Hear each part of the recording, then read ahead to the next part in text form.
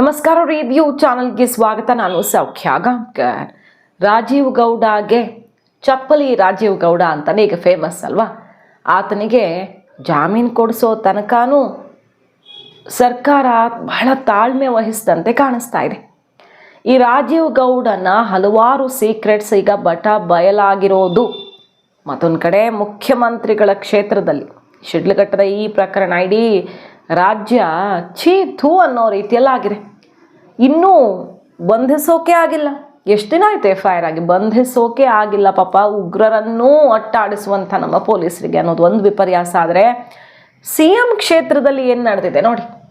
ಅಧಿಕಾರಿಗಳು, ರಾಜ್ಯದ ಅಧಿಕಾರಿಗಳು ಬೆಚ್ಚಿ ಬೀಳುವಂಥ ಬೆಳವಣಿಗೆ ಇದು. ಡೀಟೇಲ್ಸ್ ಇರ್ತಾ ಹೋಗ್ತೀವಿ. ಮಿಸ್ ಮಾಡಿದೆ ನಮ್ಮ ಚಾನಲ್ನ ಸಬ್ಸ್ಕ್ರೈಬ್ ಮಾಡಿ, ನಿಮ್ಮ ಅಭಿಪ್ರಾಯ ಕಮೆಂಟ್ ಮಾಡಿ ತಿಳಿಸಿ. ವೀಕ್ಷಕರೇ, ಒಂದು ಕಡೆ ಶಿಡ್ಲಘಟ್ಟ 4 ದಿನ ಆಯಿತು FIR ಆಗಿ, ಇದುವರೆಗೂ ರಾಜೀವ್ ಗೌಡನನ್ನು ಬಂಧಿಸೋಕೆ ಆಗಲ್ಲ.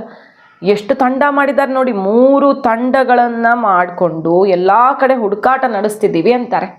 ಆತ ಓಡ್ ಹೋಗೋ ತನಕ ಬಿಟ್ಟು ಆತ ಆ ಘಟನೆ ಆಗಿ ಆಡಿಯೋ ಎಲ್ಲ ವೈರಲ್ ಆಗಿ ಗಲಾಟೆ ಆಗಿ ಟಿವಿಗೆ ರಿಯಾಕ್ಷನ್ ಕೊಡ್ತಾನೆ. ಕ್ಷಮೆ ಕೇಳೋದಂತೆ ಮತ್ತೊಂದಂತೆ ಆತನ ನಾಟಕ. ಆವಾಗ ಆತನನ್ನು ಟಚ್ ಮಾಡೋಕ್ಕೂ ಹೋಗಲ್ಲ ಯಾರು. ಕಡೆಗೆ ಆತ ತಪ್ಪಿಸ್ಕೊಂಡು ಓಡ್ ಹೋದ ಮೇಲೆ, ಸ್ವಿಚ್ ಆಫ್ ಮಾಡ್ಕೊಂಡ ಮೇಲೆ ಈಗ 3 ತಂಡ ಮಾಡಿಕೊಂಡು ಆತ ಭಯಂಕರ ರೆಡ್ ಕಾರ್ನರ್ ಅನ್ನೋ ರೀತಿಯಲ್ಲಿ ಏನೋ ಆತನಿಗೆ ಅಷ್ಟೊಂದು ದೊಡ್ಡ ವೆಯ್ಟೇಜ್ ಕೊಟ್ಟು ಇವರು 3 ತಂಡ ಮಾಡ್ಕೊಂಡು ಈಗ ಹುಡುಕ್ತಾ ಇದ್ದಾರೆ. ಎಲ್ಲ ವೇಷ್ಟ, ಆತನಿಗೋಸ್ಕರ ಸಮಯ ವೇಸ್ಟು, ಮ್ಯಾನ್ ಪವರ್ ವೇಸ್ಟು, ಎಲ್ಲ ವೇಷ್ಟ. ಆದರೂ ಸಿಗ್ತಾ ಇಲ್ಲ ಪಾಪ, ಆತ ಸಿಗ್ತಾನೇ ಇಲ್ಲ ಯಾರಿಗೂ. ಹಾಗಾಗಿ ಪೊಲೀಸರ ಕಾರ್ಯವೈಖರಿನೇ ಸರಿ ಇಲ್ವಾ ಅನ್ನೋ ರೀತಿಯಲ್ಲಿ ಅನುಮಾನ, ಆಕ್ರೋಶ ಕೂಡ ಸಿಡಿತಾ ಇದೆ. ಎಷ್ಟು ಅಸಹ್ಯವಾಗಲ್ವ ಆತ ಮಾತಾಡಿದ್ದು. ಬಹಳ ಒಂದು ದುರದೃಷ್ಟಕರ ಘಟನೆ ಇದು. ಅಮೃತ ಅವರು ಹೇಳ್ತಾ ಇದ್ದಾರೆ, ಅಧಿಕಾರಿ ಇದುವರೆಗೂ ತನಗಂತೂ ನೇರವಾಗಿ ಯಾವುದೇ ಕ್ಷಮೆ ಅಂಥದ್ದೇನೂ ಬಂದಿಲ್ಲ. ಆತ ಎಲ್ಲೋ ಕ್ಷಮೆ ಕೇಳ್ಕೊಂಡ್ಬಿಟ್ರೆ ಅವ್ರು ಇಡೀ ಫ್ಯಾಮಿಲಿ ಭಯ ಪಟ್ಕೊಂಡಿದೆ. ಯಾಕಂದರೆ ಇವರು ಓಪನ್ ಆಗಿ ಟಿವಿಲಿ ಮಾತಾಡಿದ್ದಾರೆ, ಇದನ್ನು ಖಂಡಿಸಿದ್ದಾರೆ, ಹೋರಾಟ ಆಗಿದೆ. ಹೆಚ್ಚು ಕಡಿಮೆ ಆಗಿ ಎಲ್ಲಾದರೂ ಆತ ನಾಳೆ ಎಲ್ಲಿ ಬಂದು ಏನು ಮಾಡ್ತಾನೋ ಭಯ ಇರಲ್ವ ಫ್ಯಾಮಿಲಿಗೆ. ಆತನ ಮೇಲೆ ಆ್ಯಕ್ಷನ್ ಆಗಿ ಬಂಧನ ಆಗಿದ್ದರೆ, ಅಥವಾ ಆತ ಬಂದು ತಪ್ಪೊಪ್ಕೊಂಡು ಹಿಂಗಾಗಿದೆ ಅನ್ನೋದನ್ನು ಎದುರಿಗೆ ಬಂದು ಮಾತಾಡಿದರೆ ಒಂದು ಧೈರ್ಯ. ಈ ರೀತಿ ಪರಿಸ್ಥಿತಿಯಲ್ಲಿ ಸರ್ಕಾರ ಈಗ ಪಾಪ ಹೆಣ್ಮಕ್ಳಿಗೆ, ಅಧಿಕಾರಿಗೆ ಎಷ್ಟು ಸಂಕಷ್ಟದಲ್ಲಿ ಸಿಕ್ಕಾಕ್ಸ್ದಂಗೆ ಆಗಿದೆ. ರಾಜಕಾರಣಿಗಳಿಗೆ ಇದು ಅರ್ಥ ಆಗಲ್ಲ. ಯಾರು ರಕ್ಷಣೆ ಮಾಡೋಕೆ ನಿಂತಿದ್ದಾರೆ ಆತನನ್ನ ಗೊತ್ತಿಲ್ಲ. ಯಾಕಂದರೆ ಮೊನ್ನೆ ಮಿನಿಸ್ಟ್ರು, ಪ್ರಭಾವಿ ಮಂತ್ರಿಗಳು ಸೌಮ್ಯ ಸ್ವಭಾವದವನ್ನ ಆತ 10 ವರ್ಷದಲ್ಲಿ ನೋಡೇ ಇರಲಿಲ್ಲ ಇಂಥದ್ದು. ಇದೇ ಫಸ್ಟು ಇದೇ ಲಾಸ್ಟು ಅಂದ್ಬಿಡ್ತಾರೆ. ಇದೇ ಅಲ್ವಾ, ಇಲ್ಲೇ ಗೊತ್ತಾಗತ್ತಲ್ವಾ, ಇದೇ ಫಸ್ಟು ಇದೇ ಲಾಸ್ಟ್ ಅಂತೆ. ಇದೇ ಫಸ್ಟು ಅಂದರೆ ಆತ ಏನೇನು ಮಾಡಿದ್ದಾನೆ ಹಿಂದೆ ಅನ್ನೋದು ಈಗ ಗೊತ್ತಾಗ್ತಿದೆ. ತಹಶೀಲ್ದಾರ್ಗೆ ಧಮಕಿ, ಅಲ್ಲಿ ಇನ್ನೊಬ್ಬರು ಮಹಿಳೆ ಜಮೀನಿಗೆ ಸಂಬಂಧಪಟ್ಟಂತೆ ತನಗೆ ಬೆದರಿಸಿದ್ದಾನೆ ಅಂತ ಅವ್ರು ಕಣ್ಣೀರು ಹಾಕ್ತಿದ್ದಾರೆ. ಒಬ್ಬರು ಪೂಜಾರಿಗೆ ಬೆದರಿಸಿದ್ದಾನೆ ಅನ್ನೋ ಆಕ್ರೋಶ ಕೇಳಿಬರ್ತಿದೆ. 100 ಕೇಸ್ಗಳಿವೆ ಅಂತ ಮುಗಿ ಬಿದ್ದಿದ್ದಾರೆ. DK ಶಿವಕುಮಾರ್ ಅವರು ED ITN ಸಿಕ್ಕಾಕೊಂಡ್ರಲ್ಲ, ಅಲ್ಲೂ ಕೂಡ ಆತನದ್ದೇನೇನೋ ಇತ್ತು ಅನ್ನೋ ರೀತಿಯಲ್ಲಿ ಈಗ ಆರೋಪಗಳು ಕೇಳಿಬರ್ತಿದ್ದಾವೆ. ಈತನದ್ದು ಬಗಿತಾ ಹೋದರೆ 100 ಆರೋಪಗಳು, ಪ್ರಕರಣಗಳೆಲ್ಲ ಒಂದೊಂದೇ ಹೊರಗಡೆ ಬರ್ತಿರೋದು. ಈಗ FIR ಆಗಿ 4 ದಿನ ಆಗಿದೆ, ಅರೆಸ್ಟ್ ಆಗ್ತಿಲ್ಲ. ಮತ್ತೊಂದು ಕಡೆ ಆತನಿಗೆ ಸರ್ಟಿಫಿಕೇಟ್ ಬೇರೆ ಎಲ್ಲರೂ ಖಂಡಿಸ್ತಿದ್ದಾರೆ. ಯಾರೂ ಓಪನ್ ಆಗಿ ಸಪೋರ್ಟ್ ಮಾಡೋಕ್ಕಾಗ್ತಿಲ್ಲ. ಆದರೂ ಕೂಡ ಅಲ್ಲೇ ನೋಡಿ ಸಮಜಾಯಿಷಿ. ನಮ್ಮದೊಂದೇ ಬೋರ್ಡ್ ಬಿಚ್ಚಿದ್ರು, ಅಂದರೆ ಬ್ಯಾನರ್ ಬಿಚ್ಚಿದ್ರು, JDS ಇತ್ತಂತೆ, ಈತ ಸೌಮ್ಯ ಸ್ವಭಾವದವನು, ಇದೇ ಫಸ್ಟು ಇದೇ ಲಾಸ್ಟು. ಏನಿದು ಸ್ಟೇಟ್ಮೆಂಟ್ಗಳು? ಎಷ್ಟು ಗಂಭೀರವಾದ ಕೆಲಸ ಆತ ಮಾಡಿರೋದು. ಇಷ್ಟೆಲ್ಲ ಮಾಡಿಕೊಂಡು ಈಗ 3 ತಂಡ. CM ಕೇಳಿದ್ರೆ, ಸರ್ ಉಗ್ರರನ್ನು ಹಿಡಿತಾರೆ, ಇವನ್ನ ಹಿಡಿಯೋಕ್ಕಾಗಲ್ವಾ ಅಂದರೆ, ಕಾನೂನು ಪ್ರಕಾರ ಏನು ಮಾಡಬೇಕು ಅದನ್ನು ಮಾಡ್ತೀವಿ ಅಂತಾರೆ. ಸೊ ಹೆಂಗಾಗಿದೆ ರಾಜೀವ್ ಗೌಡನ ಕಥೆ ಅಂದರೆ ನೋಡಿ. ಈಗ ಆತ ನಿರೀಕ್ಷಣಾ ಜಾಮೀನಿಗೆ ಅರ್ಜಿ ಹಾಕ್ಕೊಂಡು ಬಿಟ್ಟಿದ್ದಾನೆ. ಆತನಿಗೆ ಜಾಮೀನು ಸಿಗೋ ತನಕ ಬಿಡಲ್ಲ ಅನ್ಸುತ್ತೆ, ಹಿಡಿಯೋಕ್ಕೆ ಹೋಗಲ್ಲ ಅನ್ಸುತ್ತೆ ಇವರು ಪೊಲೀಸರು. ಎಲ್ಲ ರಾಜಕೀಯ ಜಟಾಪಟಿಗಳು ಜೋರಾಗಿದೆಯಲ್ಲ. ಇದ್ರ ಮಧ್ಯೆ ಸೈಲೆಂಟ್ ಆಗಿ JMF ನ್ಯಾಯಾಲಯದಲ್ಲಿ ಚಿಂತಾಮಣಿ ನಿರೀಕ್ಷಣಾ ಜಾಮೀನು ಅರ್ಜಿ ಹಾಕ್ಕೊಂಡಿದ್ದಾನೆ. ಸೋಮವಾರ ವಿಚಾರಣೆ ಇದೆ.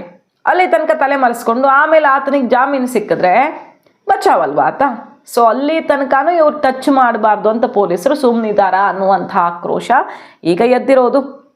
ಪೊಲೀಸರಿಗೆ ಪಾಪ ರಾಜೀವ್ ಗೌಡ ಅನ್ನುವಂಥ ಭಯಂಕರ ನಟೋರಿಯಸ್ಸನ್ನು ಹಿಡಿಯೋಕ್ಕಾಗ್ತಿಲ್ವಾ? ಅಷ್ಟು ದೊಡ್ಡ ರೌಡಿನ ಆತ ಅಥವಾ ಅಷ್ಟು ದೊಡ್ಡ ಟೆರರಿಸ್ಟಾ ಅನ್ನೋ ರೀತಿಯಲ್ಲಿ ಆಕ್ರೋಶ ಕೇಳ್ತಿರೋದು. ಯಾರಾತ?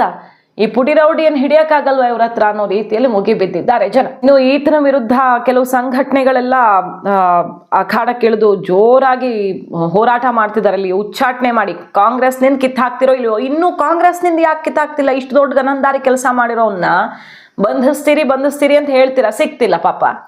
ಪಕ್ಷದಿಂದ ಉಚ್ಚಾಟಿಸಬೇಕಿತ್ತು ಅನ್ನೋದು ಒಂದು ಆಗ್ರಹ.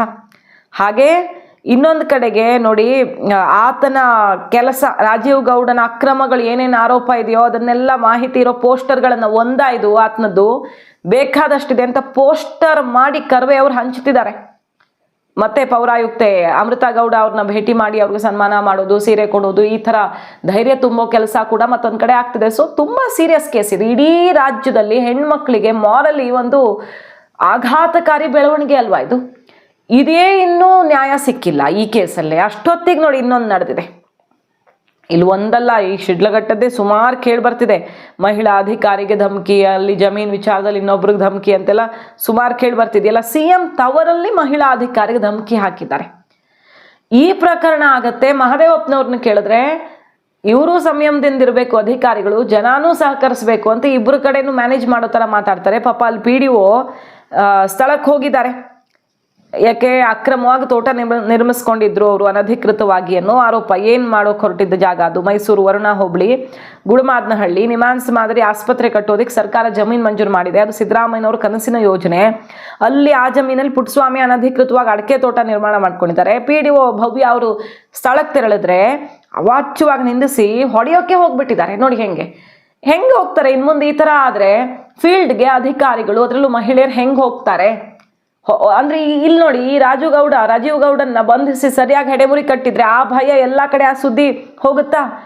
ಇದನ್ನ ಹಿಂಗೇ ರಕ್ಷಣೆ ಮಾಡ್ಕೊಂಡು ಹೋದ್ರೆ ಮಹಿಳೆಯರು, ಅಧಿಕಾರಿಗಳಾಗ್ಲಿ ಇನ್ನೊಬ್ಬರೇ ಆಗ್ಲಿ, ನಾವು ಒಂದ್ ಕೈ ನೋಡ್ತೀವಿ ಅನ್ನೋ ಥರದ ಆ ಭಾವನೆ, ಆ ಮೆಸೇಜು ಎಲ್ಲ ಕಡೆ ಪಾಸ್ ಆಗುತ್ತೆ. ಅದರದ್ದೇ ಎಫೆಕ್ಟ್ ಇದ್ರೂ ಇರ್ಬೋದು, ಯಾರಿಗೆ ಗೊತ್ತು. ಆತ ಹೊಡೆಯೋಕ್ಕೆ ಹೋಗಿದ್ದಾನೆ ಪುಟ್ಟಸ್ವಾಮಿ ಅನ್ನೋ ವ್ಯಕ್ತಿ. ವಿಡಿಯೋ ಮಾಡ್ಕೊಳಕ್ ಹೋದ್ರೆ ಅದನ್ನ ಕಿತ್ಕೊಂಡಿರೋಕ್ಕೆ, ಮೊಬೈಲ್ ಕಿತ್ಕೊಂಡು ದೃಶ್ಯ ಡಿಲೀಟ್ ಮಾಡೋಕೆಲ್ಲ ಹೋಗಿದ್ದಾನೆ. ಸೊ ಅಧಿಕಾರಿಗಳ ಮೇಲೆ ಈ ಥರ ದರ್ಪ ಆಗಿದೆ. ಭೂಮಾಲೀಕನ ದರ್ಪ ಸಿಕ್ಕಾಪಟ್ಟೆ ಆಕ್ರೋಶಕ್ಕೆ ಗುರಿಯಾಗಿದೆ. ಮಹದೇವಪ್ಪನವ್ರು ಪಾಪ ಸೌಜನ್ಯದಿಂದ ಸಮಸ್ಯೆ ಕೇಳಬೇಕು, ಜನರ ಸಮಸ್ಯೆನ ಅಧಿಕಾರಿಗಳು, ಹಾಗೆ ಜನರಿಗೂ ಕೂಡ ಸಂಯಮ ಇರಬೇಕು ಅಂತ ಇಬ್ರಿಗೂ ಪಾಠ ಮಾಡ್ತಿದ್ದಾರೆ. ಸೊ CM ತವರಲ್ಲಿ ಹಿಂಗಾಗುತ್ತೆ, ಮಿನಿಸ್ಟರ್ ರಿಯಾಕ್ಷನ್ ಹಿಂಗೆ ಬರುತ್ತೆ. ಅಧಿಕಾರಿಗಳ ಮೇಲೆ ಈ ರೀತಿ ದರ್ಪ ದೌರ್ಜನ್ಯ ಮೆರೆದವ್ರ ಮೇಲೆ ಕ್ರಮ ಇಲ್ಲ. ಅಲ್ಲಿ ಬಳ್ಳಾರಿ ಫೈರಿಂಗ್ ನೋಡಿದ್ರೆ ಪಾಪ ಅವರು ಒಬ್ಬ SP ಒಂದೇ ದಿನಕ್ಕೆ ಸಸ್ಪೆಂಡು, ಇನ್ನೊಬ್ಬರನ್ನ ಎತ್ತಂಗಡಿ ಮಾಡ್ತಾರೆ. ಇವ್ರ MLAಗಳು, ದೊಡ್ಡ ದೊಡ್ಡ ರಾಜಕಾರಣಿಗಳ ಜಟಾಪಟಿಯಲ್ಲಿ ಆ ಅಧಿಕಾರಿಗಳಿಗೆ ಬೇಕಾಬಿಟ್ಟಿಯಾಗಿ ನಡೆಸ್ಕೊಂಡ್ರು. ಒಟ್ಟಿನಲ್ಲಿ ರಾಜ್ಯದಲ್ಲಿ ಅಧಿಕಾರಿಗಳು ತಲೆ ಎತ್ಕೊಂಡು ಓಡಾಡೋಂಗಿಲ್ವಾ? ಮತ್ತು ಧೈರ್ಯವಾಗಿ ಅವ್ರ ಕರ್ತವ್ಯ ನಿಭಾಯಿಸೋದೇ ಕಷ್ಟ ಅನ್ನೋ ಪರಿಸ್ಥಿತಿ, ಆಕ್ರೋಶ ಸಿಡ್ದಿರೋದು. ಈಗ ಸರ್ಕಾರ, ಸಿದ್ದರಾಮಯ್ಯನವರು ಈ ರಾಜೀವ್ ಗೌಡ ವಿಚಾರದಲ್ಲಿ ಖಡಕ್ ನಿರ್ಧಾರ ಯಾಕೆ ತಗೊಳ್ತಿಲ್ಲ ಅನ್ನೋ ಪ್ರಶ್ನೆ. ಮಾಹಿತಿ ಇಷ್ಟ ಆಗಿದ್ರೆ ಮಿಸ್ ಮಾಡಿದ್ರೆ ನಮ್ಮ ಚಾನಲ್ನ ಸಬ್ಸ್ಕ್ರೈಬ್ ಮಾಡಿ, ನಿಮ್ಮ ಅಭಿಪ್ರಾಯ ಕಮೆಂಟ್ ಮಾಡಿ ತಿಳಿಸಿ. Thank you.